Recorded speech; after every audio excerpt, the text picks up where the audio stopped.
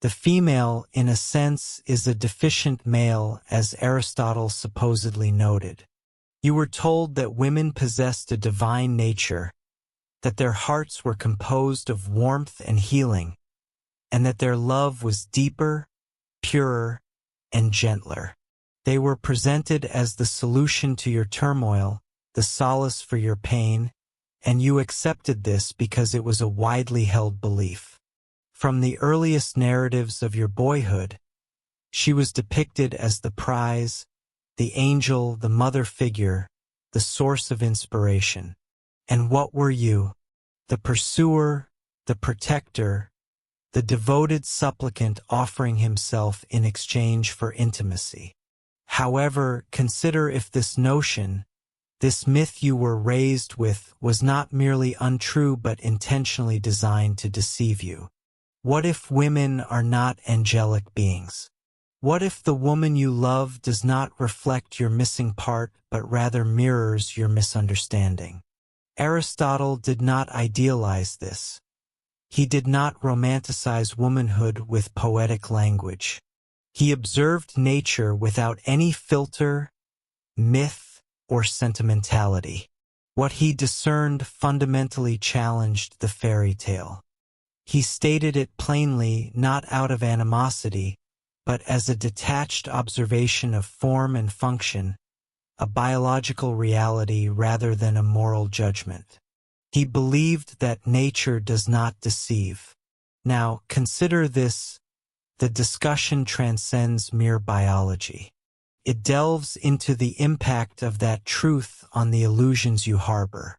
What if love, in its unadulterated form, is not reciprocal at all? What if it is a hierarchy disguised as devotion? What if, when you declare your love, you are merely kneeling at the altar of your own idealization? You do not perceive her. You see the aspect of yourself yearning for healing, and she perceives the part of you that desires to believe. You might perceive her as nurturing, or perhaps she is mirroring your desires because she understands that this yearning grants her influence. You might perceive her as gentle. Observe more closely. That gentleness is a performance, not always manipulative, sometimes unconscious, but a performance nonetheless.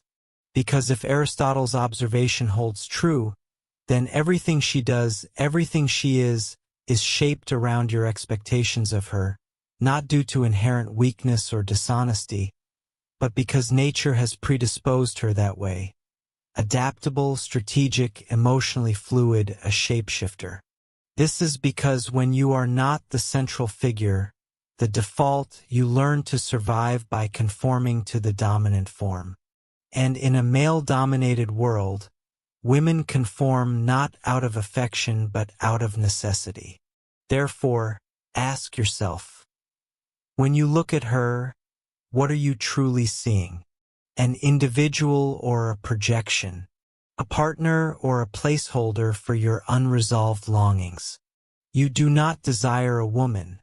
You desire the idealized image of her, and she recognizes that this is her power. She does not need to dominate you. She merely needs to reflect you. Once she does, once she becomes the echo chamber for your emotional fantasy, you succumb, you surrender, not because she is inherently powerful, but because you have bestowed that power upon her, not because she is divine, but because you are lost. And once you have surrendered, once you have relinquished your identity in exchange for that reflection, what remains of you? You believe you are loving, you believe you are giving, but in reality you are bargaining. You are offering your masculinity at the altar of approval, hoping she will look at you and affirm, "You are enough." But what if she never intended to say that? What if she does not even see you, only the version of you she can mold? And here is what is rarely spoken aloud. She is not seeking truth. She is seeking advantage, not out of cruelty, but out of design. While you speak with vulnerability, she listens with strategy. While you offer your past as a confession, she listens for patterns, leverage, opportunities, not because she is malicious. She is not the origin, but the response, the echo, the adaptation. You might think this diminishes her, but it does not, because when someone lacks structural power, they master power in subtlety. You label her emotional, but in reality, she is surgical.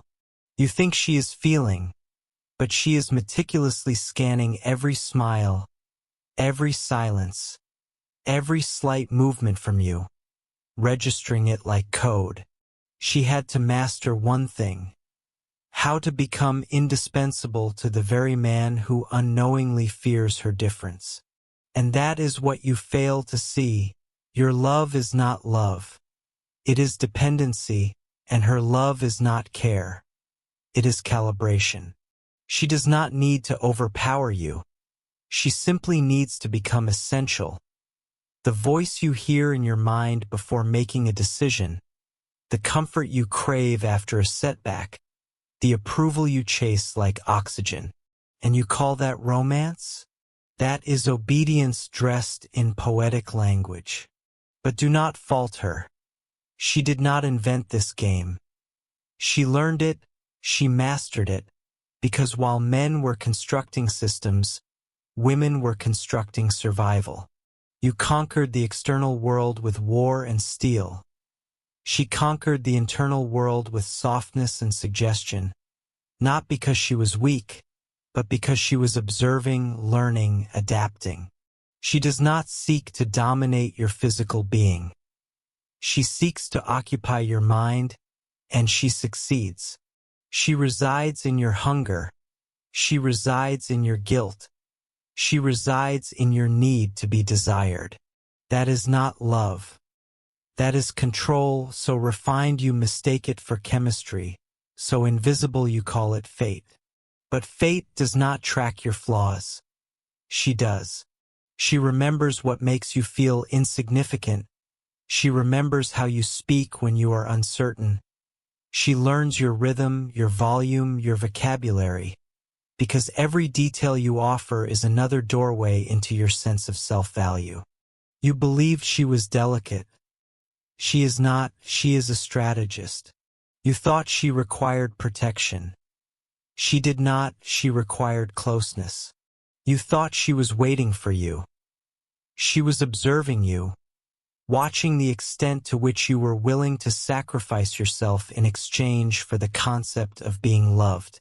And once she perceives that, once she discerns that vulnerability, you cease to be a man in her eyes. You become a resource, a means not to inflict harm, but to center herself. Consequently, she does not move towards you. She navigates around you. She flows, she adapts, she does not demand power. She becomes what power requires. That is not love. That is evolution, and evolution is indifferent to your feelings. So here you are, venerating gentleness, kneeling before strategy, and still questioning why you feel so empty, why you give and still feel unseen. It is because you are not loving a woman. You are loving the narrative you constructed about her. And the tragedy is, she is aware of this. She knows it, and she plays along because the narrative benefits her more than the truth ever could. Why would she correct your illusion when it grants her influence without confrontation? Why would she dismantle the pedestal you erected when that pedestal allows her to govern without being perceived as a ruler? You call her enigmatic, you call her feminine, you say she is difficult to comprehend, but there is nothing mysterious about it. You simply choose not to see the clarity concealed behind the comfort. She is not hiding. You are merely refusing to look because the moment you acknowledge that her kindness might be calculation, that her tenderness might be a tool, that her affection might be a reflection not of your worth but of her will, you will have to admit something else, that the version of you she reflects is a fabrication. You needed more than you ever needed love. She does not need to deceive you with words. You have already deceived yourself with meaning. She simply adapts to the role you assign her, and when she no longer needs you, when the utility ends, when your usefulness expires, the role ends too. And then you claim she changed, that she stopped loving you, that she grew cold. But perhaps she did not change. Perhaps she simply stopped pretending. Perhaps she simply stopped nurturing the version of herself that kept you emotionally obedient. And here you are, confused, broken, not because she left, but because your reflection left with her. You did not lose love. You lost the part of yourself that only existed through her approval. And now you are empty because you were never whole to begin with. You were a man pieced together by the attention of a woman who knew precisely how to give just enough to keep you pursuing and just little enough to keep you insecure. That is not her fault.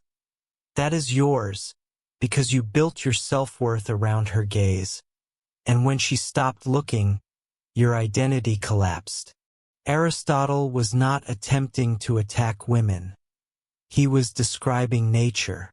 But you cannot tolerate that kind of clarity. You would rather be seduced than confronted. You would rather be needed than be real. You would rather be loved through illusion than seen through truth. But she always saw how desperately you needed her to be perfect, how desperately you wanted to be enough, and she used it not maliciously but instinctively, because when you are the imperfect man, as Aristotle would say, when your form is reaction, not creation, your strength becomes the mastery of perception. You must learn how to manipulate attention, how to provoke emotion, how to center yourself through his vulnerability. And when you do it well, he will not even notice. He will call it fate, he will call it magic, he will call it love. But it is not magic. It is measurement. She is not mysterious. She is meticulous. Every pause, every tear, every gesture is not random. It is deliberate. She is not emotionally lost. She is emotionally literate. She knows the grammar of your heart better than you do, and she edits you silently, strategically, until you are speaking her script without realizing you forgot your own. And this is where men break. This is where the illusion becomes unbearable, because at some point the crack starts showing, the pedestal begins to wobble. You start noticing that she does not admire you. She manages you, that she does not uplift you. She rearranges you. And when you resist, when you reclaim yourself, when you say no, she withdraws, not because she is hurt, but because control has been lost. Without control, there is no leverage, and without leverage, there is no intimacy, because in her world, intimacy is not connection. It is choreography, and you have been dancing to her rhythm without even realizing the music was hers. You danced because it felt like love, because it felt familiar, because the myth of her grace enveloped your loneliness like silk around skin. But it was not grace. It was gravity. You did not fall in love. You fell into orbit around her moods, around her needs, around her silence, around her reactions. And you thought that meant closeness, but closeness without clarity is merely captivity. And you have been captive for so long that you have mistaken the cage for connection. You used to have boundaries, opinions, direction, but now you find yourself hesitating, censoring, molding yourself into versions that will not upset her. You say it is because you love her, but real love does not demand self-erasure. Real love does not punish authenticity. And if the cost of her affection is your voice, your will, your spine, then what you have is not a relationship. It is a rehearsal for obedience. And still you defend her, still you tell yourself she is just misunderstood, that she is complicated, that she has been hurt. But perhaps the real truth, the one that burns quietly beneath your rationalizations, is that she is not confused at all. She is clear, crystal clear. She knows what she is doing, she knows what she wants, and she knows exactly what part of you she has to touch to get it. You think she is emotionally raw. She is emotionally precise. You think she is overwhelmed. She is calculating every outburst, every breakdown, every retreat. Those are not weaknesses. They are tools, because in a system where the male is power and the female is deviation, the only way to win is to make him hand over his power willingly. And you did. You relinquished it like a gift, thinking it made you noble, but it did not. It made you predictable. Predictable men are easy to break. So when she pushes your buttons, it is not by accident. She has been mapping those buttons since day one. Every compliment a probe. Every, "I love how honest you are," a calibration. She does not want your soul.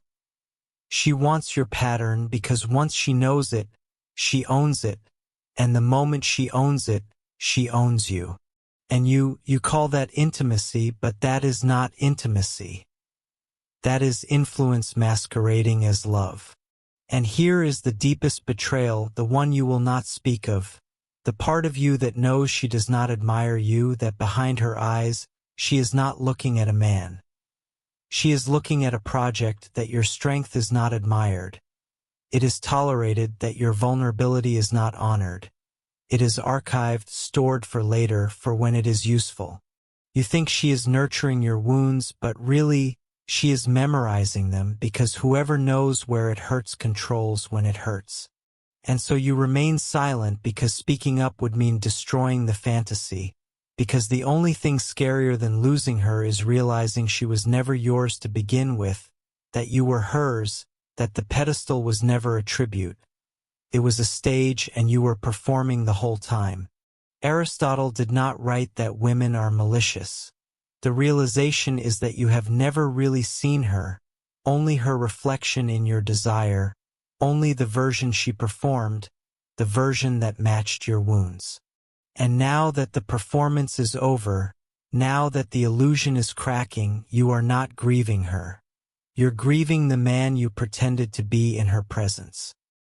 But he was never real, he was never whole. He was the mask you wore to win a woman who never showed you her real face.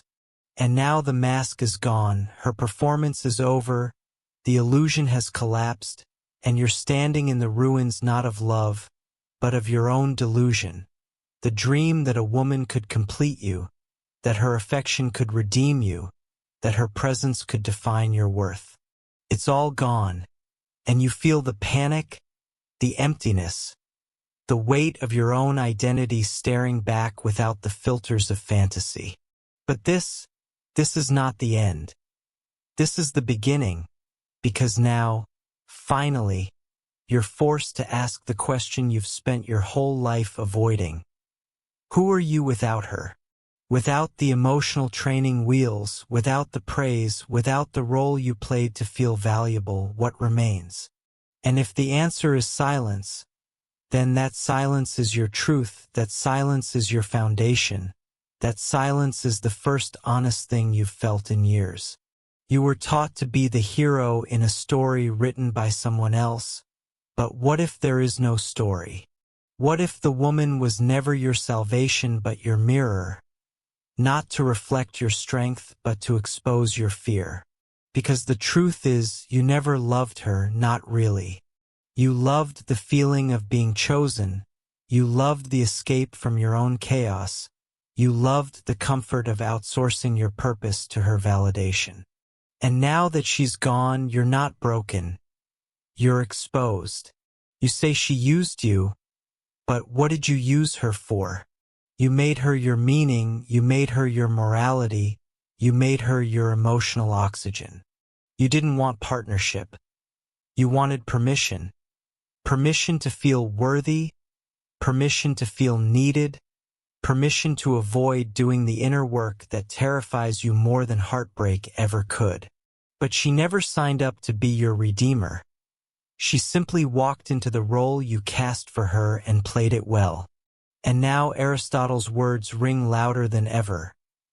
Women are not monsters, not saints, not goddesses, just mirrors warped by biology and shaped by survival.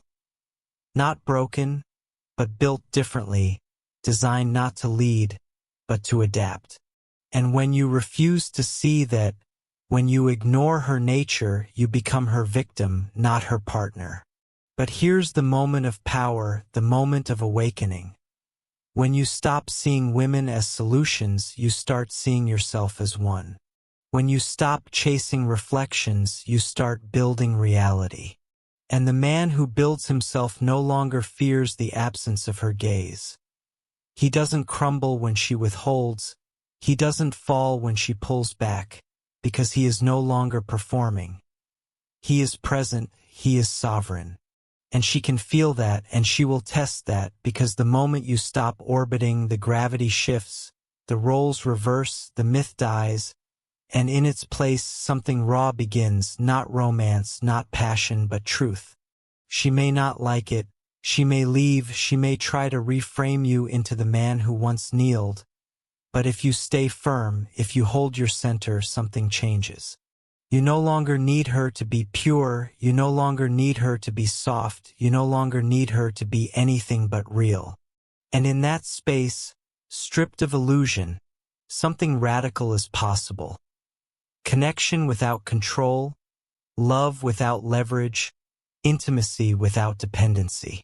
But only if you're willing to let the myth burn. So let it burn. Let the fantasy collapse. Let the pedestal crack. Let the false stories drown in their own sentimentality and stand alone, honest, unedited. Face the woman not as a rescuer or a villain, but as a reflection of nature's difference.